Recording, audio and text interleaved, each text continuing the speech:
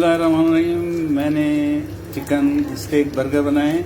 ये तवे के ऊपर स्लाइसेस भुनने रख दिए। पब्लिक खा चुकी मेरे यहाँ, मैं बना चुका, लेकिन मेरा ख्याल हुआ कि आपको भी दिखा दूं और इसकी भी रेसिपी आपको बता दूंगा। तो ये स्टेक जो है, जब आप तलेंगे फुल शरो और तेल में, ज़्यादा तेल नहीं हो, तो उसको देखने का तरीका ये है। उसको देखने का तरीका ये है कि ये पक गए या नहीं पके। मैं चूल्हा बंद कर दूँ वरना ये थोड़ा ज़्यादा लाल हो जाएंगे। तो तरीका ये है कि आप इसको दबा के देखें।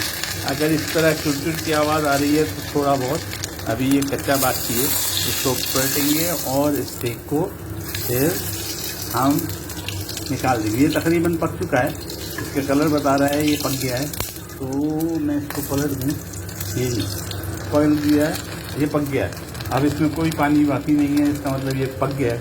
अब इसको मैंने अपनी चीज़ें तैयार कर ली है। आखिरी बर्गर मेरा है खुद का। मेरा बर्गर जल ना जाए आपको दिखाने के लिए मैं इसको निकाल देता हूँ, इस स्टेक को निकाल देता हूँ। ये स्टेक कैसे बनाया है मैं आपको बताऊँगा। ये बिल्कुल सादा है। अच्छा, मैंने क्या किया, वो जो आपको स्लाइसेस मैंने तवे पे रखे थे, वो सेकने के बाद उसके एक तरफ मायोनीज लगा दिया और दूसरी तरफ लिक्विड चीज़ लगा दिया पहले, और उसके ऊपर टमाटर रखे और केचप डाल दिया और उसके ऊपर ये मैंने स्टेक रख दिया। अभी आपको दिखा देता हूँ मैं। ये मैंने स्टेक रख दिया, इसके ऊपर मज़ीद केचप अगर चाहिए तो डलेगा, इस पर सलाद चाहिए तो सलाद डलेगा और मज़ीद केचप डल गया। और डलने के बाद इसको हम अपने बर्गर के ऊपर वाले बन को लगा देंगे और ये ज़बरदस्त बन गया। खाने में भी टेस्टी है और देखने में भी ज़बरदस्त है। ये बन चुका। मैंने जो मायोनीज़ इस्तेमाल की थी, मार्केट की मायोनीज़ थी, बाहर की थी, वो ये गुड्डी की मायोनीज़ मैंने इस्तेमाल की थी, एक तरफ लगाई। और लिक्विड चीज़ मैंने क्राफ्ट नहीं है, ये अलमराई की है।